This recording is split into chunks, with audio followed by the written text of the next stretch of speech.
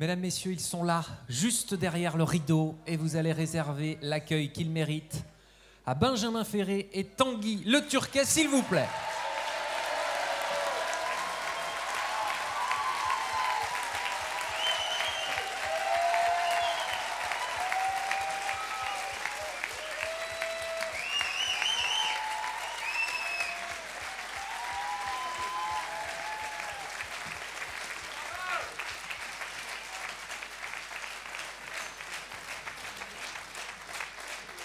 Benjamin, ici, Tanguy.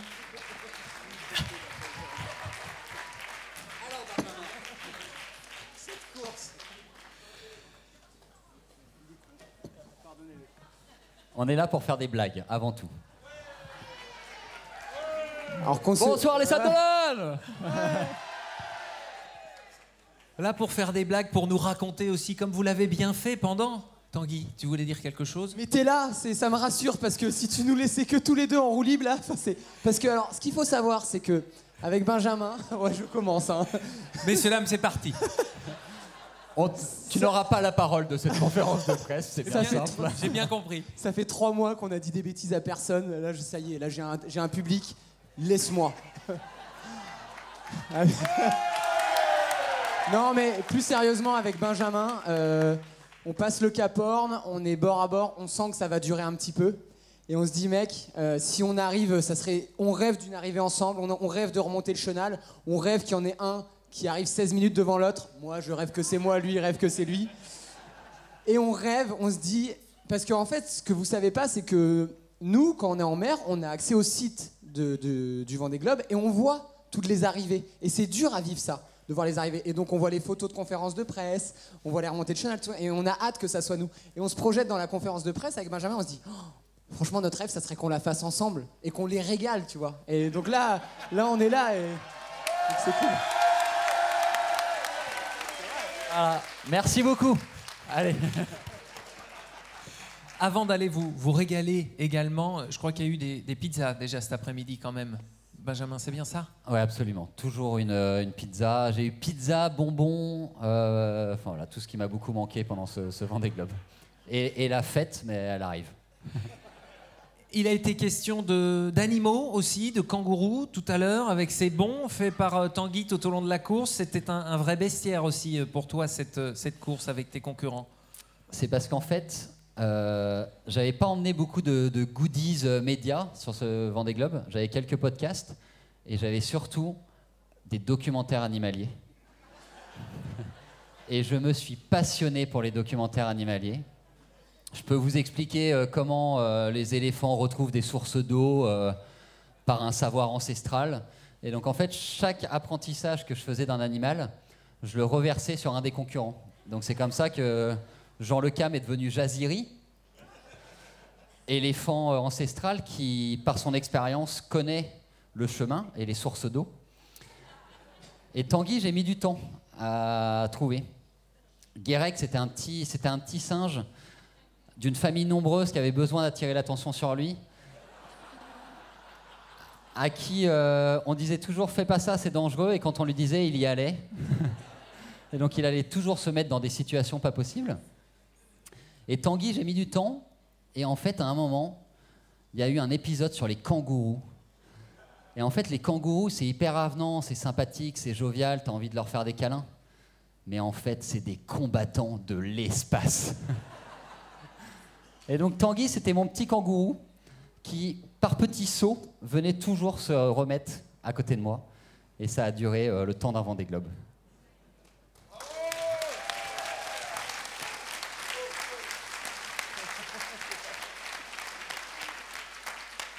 C'est une conférence de presse. Les journalistes qui sont ici ont la possibilité à tout moment de poser des questions. N'hésitez pas, on vous passe le micro. Conférence de presse et donc des questions en ligne aussi. La réaction du kangourou, certains ont dit flamant rose aussi. Qu'est-ce qui te convient le mieux, Tanguy? Moi, j'étais très très honoré d'être un kangourou de la part de Benjamin. Les kangourous, ils ont... Qu'est-ce que j'ai dit déjà? Non, on va pas le redire. Les kangourous, c'est des boxeurs, c'est des battants. Donc voilà, j'étais hyper fier. J'ai pas tout compris. C'est vrai qu'avec Benjamin, pendant 3 mois, on a beaucoup discuté par messages vocaux. Il m'en envoyait environ 30 par jour quand je répondais par 3. Si, t'es extrêmement bavard. Excuse-moi de te le dire, t'es extrêmement bavard. C'est fatigant. Et tous les jours, il m'envoyait un petit débrief du documentaire animalier qu'il avait regardé, mais avec des trémolos dans la voix, quoi. Il était pris de passion. Et moi, tu sais, sur WhatsApp, t'as la possibilité de faire x1, x2 sur le truc. Bah moi, c'était x4, embuté. Et ouais, ok, bon, y a rien d'intéressant, très bien. Donc voilà, j'étais content d'être en kangourou et c'était très bien. Mais tu l'as fait douter aussi avec des messages. Tu l'as fait gamberger avec ce matin sur la ligne. Tu peux nous raconter, Benjamin ? Mais il est rentré dans ma tête. C'est qu'en fait, déjà, il a ses expériences de solitaire du Figaro. Et il crée des décalages juste pour me faire douter. Parce que à partir du moment où... Moi, je me suis toujours dit, tant que je me trouve entre Tanguy et la ligne, c'est une course de vitesse. Mais à chaque fois, il faisait des petits décalages. Et je sais qu'il créait le doute avec ça. Et il le savait. Et donc, à chaque fois, il faisait des petits décalages. Et là, cette nuit, le clou du spectacle, il est juste derrière moi. Et à un moment, il vire de bord. Il prend l'option sud. Et là, c'était une façon de me dire bon, ciao, mec. Moi, je vais vers la ligne d'arrivée. Je t'attends là-bas, quoi. Et là, mais moi, j'étais en PLS. Mais j'allais faire un arrêt cardiaque. Et je voyais ses vitesses, son cap. Je me dis, il faut que je le contrôle. Donc, je vire de bord. Et là, je me dis, non, mais je vais pas tenir comme ça, il faut que je fasse ma route. Et donc, je revire pour aller au nord. Et là, je me dis, ça y est, les dés sont jetés. Et le résultat, on le verra à l'arrivée. Et le résultat, c'est 16 minutes d'écart. Mais je l'en ai voulu parce que le dernier lever de soleil, vous l'avez pas vu, mais c'est un des plus beaux levers de soleil qu'on a eu du Vendée Globe. Et c'est ce qu'on s'est dit. On s'est dit, mais tu m'as gâché mon dernier lever de soleil parce que j'ai même pas pu le regarder 20 secondes. Qu'il fallait déjà aller choquer une écoute, border et réfléchir à la stratégie jusqu'à la fin. Donc pour ça, un immense merci parce que ce beau Vendée Globe, je le dois en grande partie à Tanguy. Plus sérieusement, c'est voilà, ce qu'on se disait, la plus belle découverte du Vendée Globe, c'est cette rencontre mutuelle parce qu'on s'est dépassé comme jamais. Jamais on serait allé chercher ces ressources-là si on n'avait pas été au coude à coude de cette façon. Et pour ça, merci. Avec plaisir, mon Pépinos. J'aurais pas dit mieux. C'est vrai que je le connaissais un petit peu, Benjamin, avant de partir. J'avais très très envie de finir devant lui. C'est vrai, je m'en cache pas. Enfin, je me suis dit, c'est qui lui qui débarque? Benjamin, il a racheté le bateau de Clarisse pour faire la Mini Transat en 2019. De base, quelqu'un qui rachète ton Mini, tu l'aimes pas. Voilà, il est forcément moins bon. Et donc moi je l'ai vu débarquer, je me suis dit mais c'est qui ce branque? Benjamin, il fait pas la différence entre un tournevis cruciforme et un tournevis plat. C'est vrai. Son équipe est là, c'est vrai. C'est vrai. Moi je suis quelqu'un de très bricoleur, je suis vraiment manuel, je suis arrivé au bateau par la technique, je suis mécanicien, je suis cette espèce de vieux bourru qui fait un petit peu peur. Enfin c'est pas vrai, je suis pas bourru mais... Je sais faire sur un bateau, je sais bricoler. Et du coup, Benjamin, j'avais vraiment envie de le battre parce que c'est pas un mec qui débarque qui va m'apprendre comment on fait du bateau. Et en fait, pendant 3 mois, alors il se trouve qu'on s'est rencontrés et je l'aime bien, c'est quelqu'un que j'apprécie, mais on se connaissait pas très bien. Et c'est vrai que pendant 3 mois, on a beaucoup échangé. C'est quand même particulier de créer une relation sans se voir. Mais ce Vendée Globe, il y a quelqu'un qui disait ça et c'est très juste, c'est qu'on a l'impression d'être un peu tous dans le même bateau finalement, et on n'a pas l'impression d'être en solitaire, on a vraiment l'impression de faire unité face aux éléments.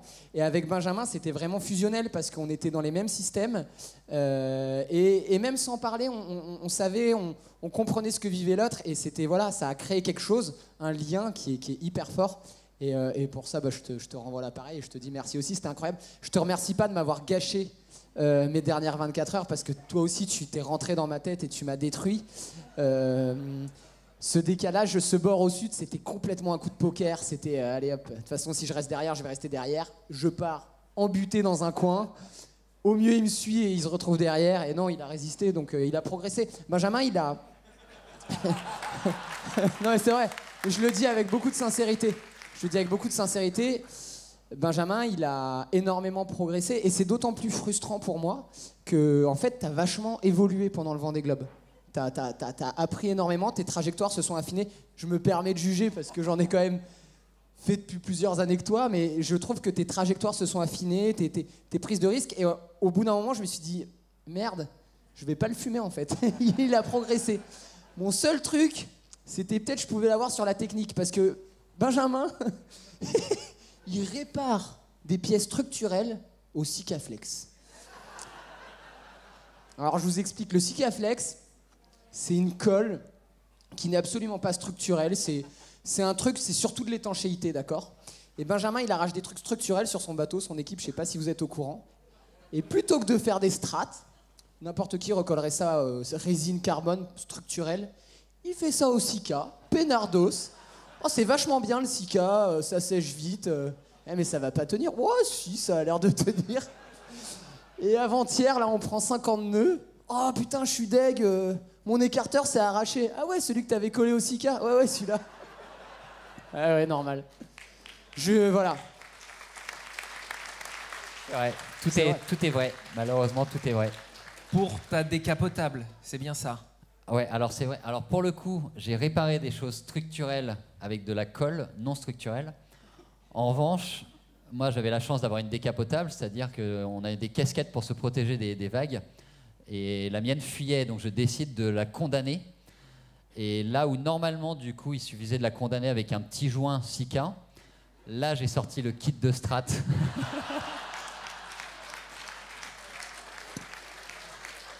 Et donc j'ai fait, je crois, la plus belle strat de l'histoire de la strat, qui restera dans les annales. Et voilà, j'ai eu honte. J'ai dit à mon équipe, je ne sais pas si je dois vous le dire, puis je leur ai envoyé une petite vidéo. Et je crois que ça les a fait bien rigoler de voir ça. Mais ma casquette était étanche. Et c'est ça qui est incroyable, c'est que ça fonctionne. Mais ça fonctionne. C'est incroyable, franchement. Voilà, le Sika Della, voilà, on est parti. Le Sika, c'est de la colle. Della, c'est un espèce de petit, de petit filament. Il sait pas trop ce que c'est. Et en fait, on trouvait que Tanguy m'a fait remarquer que Sika Della, c'était vraiment très exotique. Ça ressemblait un peu à une petite île italienne. Et donc, on s'est dit qu'en rentrant, on allait dire à nos compagnes respectives, on part en vacances tous les quatre, on vous emmène à Sika Della, les filles. Ce qu'il faut que tu racontes, c'est qu'en fait, Benjamin faisait des réparations, il me mettait un petit message au cas, il fait « Oh là, j'ai réparé, j'ai mis du Sika et puis du Della. » J'étais « Mais qui fait ça ?» Et moi, je me suis dit « Ah, c'est Jean qui lui a appris une technique. » C'est un truc que je connais pas, parce qu'en fait, le Sika et le Della, ça n'a rien à voir. C'est comme si tu mettais du sirop de pêche dans un gâteau au chocolat. Tu vois, ça n'a rien à voir. Et tu faisais des répas au Sika Della, et je n'ai jamais compris, et je me suis aperçu que Benjamin ne comprenait pas non plus. Et pourtant, on est arrivé. Et voilà. Et tu m'as mis 16 minutes.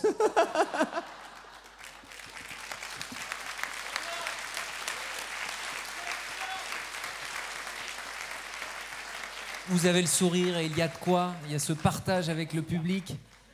Avant le départ, Benjamin, on te posait la question en te disant « Mais tu souris tout le temps, tout s'est bien passé pendant la qualification. On a l'impression que tu es en train de tuer un mythe, que c'est facile de faire le Vendée Globe. » Tu as répondu, mais ça, c'est la face émergée de l'iceberg, en pensant pas à la suite de l'histoire pendant ce Vendée Globe. Qu'un iceberg. Ouais, oh, je l'ai. Merci. Et savez-vous que j'ai croisé un iceberg pendant ce Vendée Globe? Non, mais oui, c'est vrai qu'il y a eu des mésaventures sur ce Vendée Globe. Il y a eu effectivement ce moment où on se rapproche de la zone des glaces et où la direction de course nous annonce qu'on est en route de collision avec un iceberg. Moi, je pense que c'est des petits Groland, enfin des petits grélots, et en fait, on apprend que ça fait 100 mètres carrés le bazar, donc ça fait un peu peur. Et au-delà de ça, je sais pas, je crois que c'est un peu mon tempérament d'être plutôt jovial et souriant, mais les moments de difficulté, ils sont là et ils sont tellement là, quoi. Les larmes, elles ont été là, les moments durs, ils ont été là. Mais c'est ça qui rend le Vendée Globe magique, c'est que c'est toujours pareil, en fait. C'est si on nous prive de quelque chose, quand on nous le rend, ça a une saveur particulière. C'est le verre d'eau après une traversée du désert. Et je crois que c'est ça qu'on vit pendant le Vendée Globe, c'est qu'on se fait tellement mal, c'est tellement dur.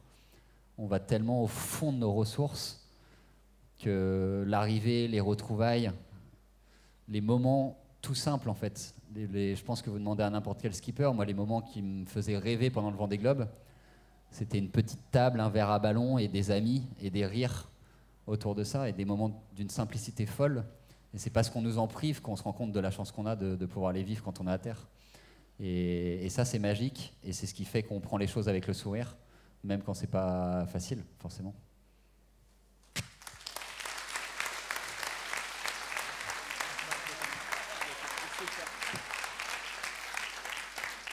Toi aussi, Tanguy, tu as cru un moment que tout allait s'arrêter il y a quelques semaines, justement, dans cette remontée de l'Atlantique avec cette fameuse mer casse-bateau, au sens propre comme au sens figuré. Ouais, exactement.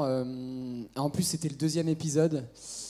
Ça, c'est, je pense, la plus grande fierté de mon Vendée Globe. C'est ce que je venais chercher, des difficultés, et voir comment j'allais réagir face à ces difficultés, tout en restant en compétition. Au sud de l'Australie, on fait un bord d'anthologie avec Pépin. Vraiment, on se retrouve bord à bord au reaching, donc on prenait au vent de travers dans entre 40 et 50 nœuds, une mer assez déchaînée. Et plus on va vite, plus on reste devant le phénomène et plus on creuse avec nos concurrents. Et du coup, on se retrouve tous les deux avec nos égos. Et clairement, on lâche pas le morceau. À chaque pointage, il va un nœud plus vite. Ok, je remets du charbon, je vais un nœud plus vite. Et ainsi de suite, comme ça, pendant quoi, 24 heures. Et on n'a rien lâché, on a reçu des textos de gens à terre qui nous disaient « Mais les gars, vous êtes débiles ». Et vraiment, on n'a rien lâché. Et moi, je sors de ce truc-là avec toute la structure avant de mon bateau décollée. Donc en fait, il faut comprendre qu'un bateau, c'est une coque. Et à l'intérieur, il y a des membrures qui permettent de rigidifier la coque, qui évite que ça soit un chewing-gum finalement. Et moi, cette membrure à l'avant, dans la soute à voile, est décollée. Enfin, elle n'est pas décollée, elle est cassée. Et là, on est dans une mer assez formée, et c'est assez angoissant pour moi d'affronter ça. Mais je l'affronte, je répare. Ça a été très compliqué, ça a duré 4 jours parce qu'il y a eu plusieurs couches le temps que ça sèche. Et ça a été vraiment une expérience très dure pour moi. Et quand ça réarrive 1 mois et demi plus tard en remontant l'Atlantique, ben, là, on est dans une phase avec Benjamin qui est très dure parce qu'on sort d'un poteau noir pas très cool. On remonte un alizé très compliqué, très casse-bateau. Et je suis dans une phase où je me dis, je suis très fatigué, je me dis, si là, il m'arrive quelque chose, je suis pas sûr d'être capable d'être capable de pouvoir réparer parce que je suis trop fatigué. Et là, je vais à l'avant de mon bateau et je vois que la structure est à nouveau cassée. Et franchement, j'ai eu un gros coup sur la tête et j'ai cru que j'allais pas y arriver. Et une fois de plus, c'est Benjamin qui m'a donné envie de me dépasser parce que j'avais aucune envie de le voir partir. Du coup, j'ai réparé, je me suis bougé, quoi, je me suis pris en main. J'ai réparé, ça m'a permis de tenter une option un peu plus dans l'ouest et de revenir une fois de plus au contact de Benjamin. Et le plus désagréable dans ces réparations, ce qu'il faut savoir, c'est que à chaque fois que je faisais du carbone dans le bateau, je passais 24 heures à poil dans le bateau, debout, parce que en fait, mon corps était rempli de fibres et du coup, tu ne supportes plus le contact du tissu. Et c'était des grands moments de solitude. Quand tu es nu, debout dans ton bateau, non mais vraiment, je pleurais de douleur, quoi. Je pleurais de douleur et ça, croyez-moi, c'est les pires expériences de mon Vendée Globe et en même temps, c'est celles qui m'ont fait le plus grandir.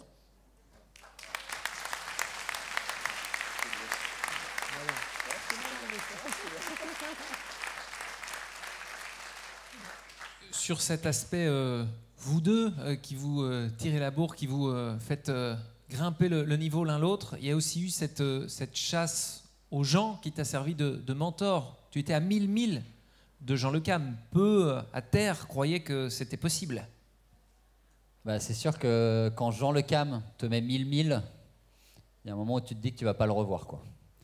Et c'est vrai qu'il m'a abandonné en Tasmanie. Au sud de la Tasmanie, on tient un rythme effréné. Et moi, c'est un des moments les plus difficiles de mon Vendée Globe parce que je suis 8000 derrière le paquet que je poursuis. Et eux chopent un petit brin d'air. Je les vois partir avec le nuage et moi, je reste collé. Et je reste collé pendant 3 jours. Mais quand je vous dis collé, c'est que j'avançais à 1 nœud pendant 3 jours. Et pendant ce temps-là, Jean, lui, il est à 20 nœuds sur la route. Et donc, assez rapidement, ça fait 1000 milles d'écart. Et c'est vrai qu'à ce moment-là, je me dis que je ne vais pas le revoir, quoi. Et en fait, c'est La magie du Vendée Globe, c'est que les scénarios météo font que parfois l'élastique se détend, se retend, et après le Cap Horn, on a une fenêtre. Je prends une option ouest qui paye par rapport à Jean.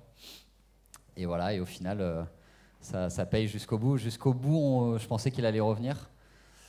Mais ce qui est sûr, c'est que Jean, il a passé la ligne d'arrivée avec moi, quoi. Quand j'ai passé le Cap Horn, j'ai appelé 5 personnes quand j'ai passé le Cap Horn. Jean en faisait partie. Et je disais à chacun qu'une partie de ce caillou leur appartenait. Et Jean, je lui ai confié une partie de ce caillou parce que il y a 4 ans, je peux vous dire que vraiment personne m'imaginait faire le Vendée Globe. Et Jean, il y a cru. Il m'a aidé à chercher des sponsors, à en trouver. Et pendant 4 ans, il m'a ouvert sa boîte à savoir en open bar, quoi. Il m'a jamais rien caché. Et je me suis tellement nourri de ça, de son savoir, de sa façon de naviguer. Et là, il y a 24 heures, j'étais au bout du rouleau moralement, quoi. Il m'avait achevé, Tanguy. Et je me suis dit, qu'est-ce que Jean me dirait, quoi. Et j'ai essayé d'imaginer comment il naviguerait dans ces dernières 24 heures. Et je me suis dit qu'il me dirait, navigue comme si c'était le premier jour du Vendée Globe. En prenant de la sécurité, en étant lent mais précis dans les gestes. Et c'est comme ça que j'ai réussi à garder cette sérénité. Et voilà, donc il y a une partie de gens qui a passé la ligne d'arrivée avec moi aujourd'hui, ça c'est sûr.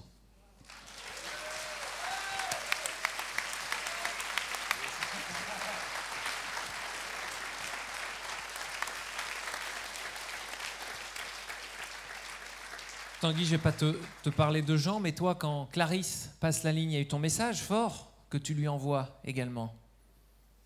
Ouais, c'était particulier. Je pense que ça a été dur en fait. Ça a été dur. À la fois, j'étais soulagé parce que je vais pas vous cacher que j'étais inquiet pour Clarisse.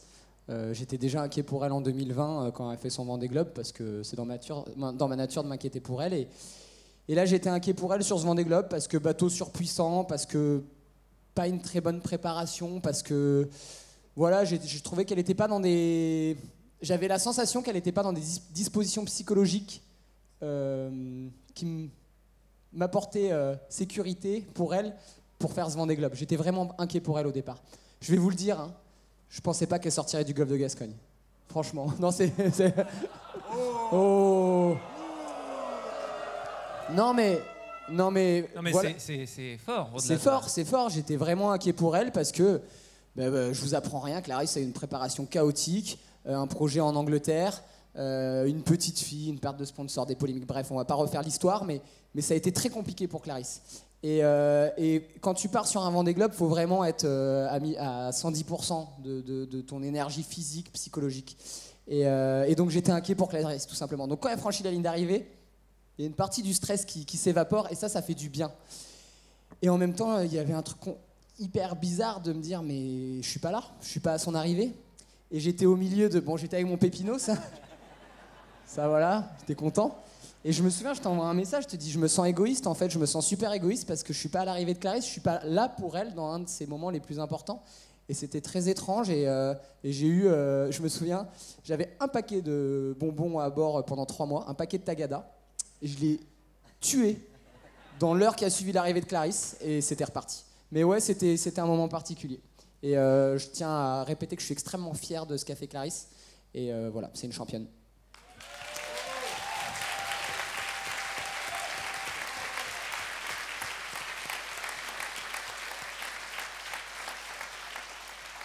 Questions qui nous viennent du Zoom avec cette conférence de presse des journalistes en ligne. À quand une transat en double? Une question posée par Viaprad Online. Alors on en a déjà fait une avec Clarisse. Et à la fin de la transat, elle m'a apporté les papiers du divorce. J'ai dit on n'en refera pas. Non, on a fait une transat à G2R avec Clarisse, ça s'est extrêmement mal passé. Pourquoi? Parce que quand on fait du bateau en course, on est des guerriers. On n'est pas là pour se faire plaisir, on n'est pas là pour le confort, on est des guerriers. On est là pour se faire mal, pour faire avancer le bateau. Quand tu fais ça en couple, naturellement, si ton couple est à peu près équilibré, tu as envie de prendre soin de l'autre. Et ça fonctionne pas sur un bateau. Tu peux pas avoir envie de prendre soin de quelqu'un sur un bateau, il faut être 2 guerriers. Donc ça n'a pas du tout fonctionné. Un jour, elle m'a largué le tangon, on était en Figaro 2, elle a largué exprès le tangon sur ma tête. J'ai compris que ça le ferait pas. Et je pense que la question s'adresse aussi à vous deux. À vous deux, un jour, un transatlant double. Là, Merci Tanguy. avec ou sans tampon. Donc je m'occupe de cette réponse. Ah ouais, tu m'as dit que tu étais au chômage. Que tu étais en fin de carrière. Exactement.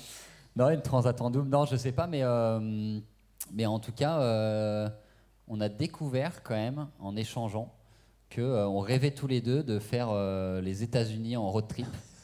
Et donc ce sera peut-être pas une transat en double, mais, mais voilà, non, mais c'est sûr qu'on se refera des petites vacances ensemble. Benjamin est hyper fort pour donner la sensation qu'il va répondre à la question et partir sur un sujet complètement différent.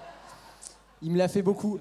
Avec Benjamin, on a, pendant ces 3 mois, je me suis aperçu en tout cas qu'on n'avait pas du tout la même façon de fonctionner, mais pas du tout. Benjamin m'a parlé d'envie de fumer des clopes et d'aller faire les teufs. À chaque fois qu'on croisait un caillou, c'était « Viens mec, on s'arrête, on va faire la teuf, on est là pour kiffer aussi ». Et moi, j'avais qu'une seule idée en tête, c'était de le fumer. Et lui, il s'en foutait. Ou en tout cas, c'est ce qu'il laissait apparaître. Non, mais pourquoi pas? Pourquoi pas, on verra. On verra. Il faut qu'il progresse encore un peu.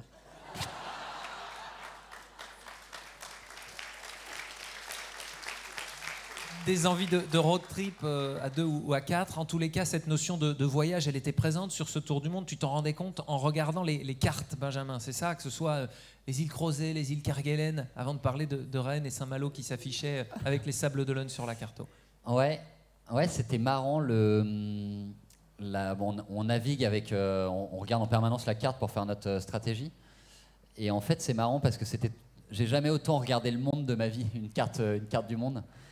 Et en fait, c'était le voyage de l'invisible. C'est que j'avais l'impression d'être allé goûter des caipirinhas en Brésil, d'avoir senti les odeurs des épices en Inde, d'avoir vu le Cap Horn, en fait d'avoir voyagé sans avoir vu les pays.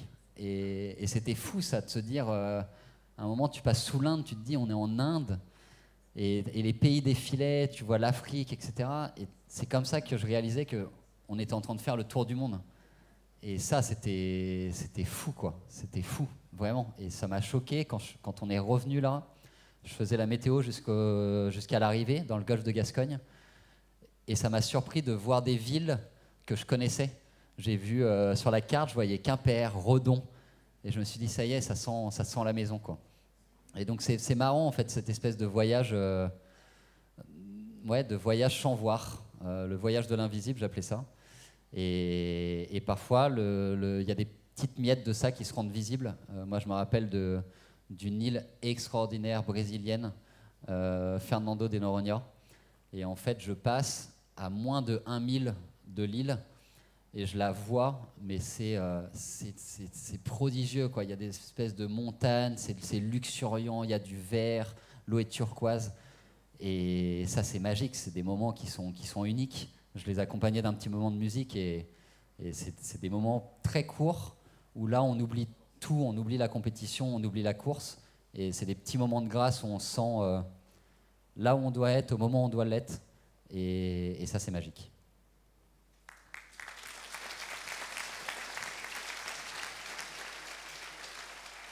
Tu as découvert plus que ce que tu es venu chercher aussi dans ce voyage, Tanguy? Ou pas? C'est compliqué parce que j'ai essayé avant le départ de me faire vraiment une image de ce que pouvait être le Vendée Globe. J'avais la chance d'avoir Clarisse à la maison qui l'avait fait et du coup je lui ai posé des questions pendant 4 ans sur à quoi ça ressemblait, à quel point c'était difficile. J'ai vraiment essayé de me faire une image de ce Vendée Globe et j'avais une petite idée avant le départ, mais en fait c'était très très loin de ce que j'ai vécu. Moi, ce que j'ai le plus découvert, c'est vraiment, c'est un peu auto-centré comme réponse, mais c'est moi-même, c'est mes capacités, c'est mes limites, et c'est ce que je venais chercher. Je voulais voir comment est-ce que j'allais réagir quand j'étais dos au mur. Je pense que Benjamin, c'est un peu pareil, quand tu te retrouves avec ton vérin en friche au milieu de l'océan Indien. Cette situation, elle t'arrive en baie de l'Orient, t'appelles ton équipe, on vient te chercher, tu trouves une solution, tu répares, ça se passe bien. Là, t'es seul. Et t'as pas le choix, parce qu'en fait, si tu veux pouvoir continuer d'avancer, il faut que tu règles le problème. Et ben, comment tu fais? Comment tu réagis comment est-ce que Tanguy va réagir à cette situation quand je me retrouve dans 5 mètres de creux avec 4 lisses explosées et une cloison longitudinale décollée? Comment est-ce que je vais réagir? Et c'est ça que je venais chercher comme réponse. Et j'ai vu. Je crois que je suis quelqu'un qui suis tête brûlée. J'aime bien dire que j'ai pas de limite et que je peux toujours les repousser. J'ai l'impression avec ce Vendée Globe que je les ai peut-être... on les perçoit en tout cas. donc voilà. Je sais pas si j'ai répondu à la question. Pardon. Non. Deux questions pour terminer. Une question de Lola Typique. Bon, Benjamin et Tanguy, comment raconter... C'était la question pour Damien aussi. Ce matin, Damien Seguin. Benjamin Tanguy, comment raconteriez-vous votre Vendée Globe en 3 mots? En 3 mots, comment vous le définiriez, votre Vendée Globe? Il avait mis du temps, hein, à trouver. Pépin. Pépin Tanguy, non. C'est dur comme question là. Parce que là, il faut réfléchir du coup. Épique. Non, c'est nul. C'est nul. C'est nul, épique, ouais. C'est épatant. C'était pas comment on dit mot tiroir, mot valise là. Faut trouver une pirouette là, Tanguy. Surprendre, ouais. surprendre. Vous connaissez la blague? Bon, vous avez le temps d'y réfléchir. Ouais, j'ai une autre Désolé question. Lola, on aime beaucoup Lola. Mais là, vraiment... Ils sont fatigués. Dernière question, justement, parce qu'il va falloir se reposer, mais vous ferez quoi dans 4 ans? Pas le Vendée Globe. Ouais. Alors là, aucune idée, quoi. Impossible de se projeter, mais pas du tout envie de se projeter. Là, la saveur de ce qu'on vit là, c'est de ne pas savoir ce qui nous attend. Ça fait 3 mois qu'on se projette dans la minute qui vient, dans l'heure qui vient. Et là, c'est un luxe absolu de ne pas savoir ce qui va se passer, de ne pas se projeter. Et c'est un des gros enseignements, moi, je trouve, du Vendée Globe, c'est que la souffrance ne vient que de nos projections. C'est qu'en fait, la seule façon d'être pleinement heureux, c'est dans l'instant présent. C'est moi qui te l'ai appris, ça. Oh, ouais, ça vient de toi, ça. C'est moi, c'est moi, je te... Ouais. Non, mais c'est vrai, c'est qu'en fait, pendant ce tour du monde, on appréhende toujours ce qui se passe. Quand on voit que la météo va être impossible, on a peur, et ça fait mal, et ça, c'est douloureux. Mais dans le moment présent, c'est dur, mais c'est jamais malheureux. Et c'est ça, en fait, l'une des grandes leçons, et c'est vrai qu'on en a parlé, c'est que la meilleure façon d'être heureux, c'est de se focaliser sur l'instant présent et ne pas se projeter. Et sur le Vendée Globe, on se projette qu'à très court terme. Et c'est pour ça qu'on est heureux. Et comme je dis toujours, plus on est heureux, plus on va vite. Et c'est pour ça qu'on va vite autour du monde. et aussi, moi, de mon point de vue, le Vendée Globe, c'est vraiment une aventure unique et ça doit le rester. Moi, quand je dis que je ne serai pas sur le Vendée Globe dans 4 ans, c'est vrai. Clarisse, sur son Vendée Globe en 2020, dans l'océan Indien, elle disait déjà qu'elle serait là dans 4 ans. Ce qu'on a vécu avec Benjamin là, pendant 3 mois, c'est unique, c'est incroyable. J'ai pas envie qu'il y ait mieux en fait. J'ai envie que ce truc-là, il reste unique. Et moi, je laisse volontiers la place à d'autres. J'ai envie que ce truc-là, voilà, ça soit mon Vendée Globe, notre Vendée Globe, il est réussi. Quelle chance, t'imagines, on l'a fini. Combien ont essayé et l'ont jamais fini? Nous, on l'a fini. Franchement, personnellement, ça sera un Vendée Globe unique et j'en suis hyper heureux.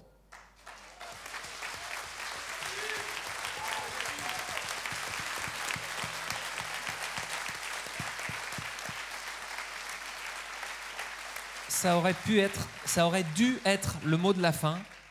Mais il y a une question au bout de la fin de cette conférence de presse. Dernière. Merci. Il y a 4 ans, juste à votre place, il y avait Jean Le Cam qui avait donné une conférence de presse incroyable où il avait parlé des extrêmes et il avait dit donnez-moi l'obscurité puis la lumière. Et il avait dit à quel point ça l'avait changé. Ma question, c'est simple, c'est qu'est-ce qui va changer dans vos vies à partir de maintenant? Je vais beaucoup plus savourer les douches et les lits. Vas-y, toi, t'es bien pour ça. Qu'est-ce qui va changer? Rien. Et c'est ça qui est beau, en fait, c'est que tu pars et ça te fait te rendre compte que tout ce que tu avais en partant, c'est tout ce qu'il faut. on a tout ce qu'il faut. Les plus beaux moments, c'est les moments de simplicité, c'est ceux qui manquent le plus, vraiment. C'est une table, des amis, des rires, des discussions, des gens. Et il n'y a que ça, en fait. Et donc, en fait, moi, je ne vais rien changer. Je vais juste peut-être plus savourer ce que j'avais avant de partir. Je crois vraiment que tu reviens plus sage. Ouais. Et on vous laisse savourer. Applaudissements encore. Benjamin Ferré, Tanguy Le Turquet.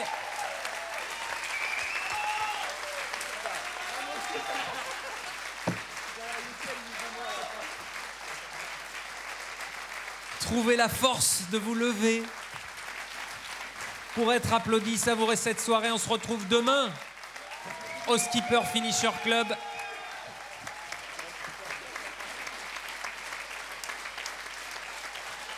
Merci messieurs, applaudissements pour eux deux. Et cette image qui sont arrivés à 16 minutes d'écart. Merci messieurs, très bonne soirée à vous, très bonne nuit à vous. Et rendez-vous demain avec le public au Skipper Finisher Club. Merci Tanguy Le Turquet, merci Benjamin Ferré. Pour enchaîner cette conférence de presse avec Alan Roura.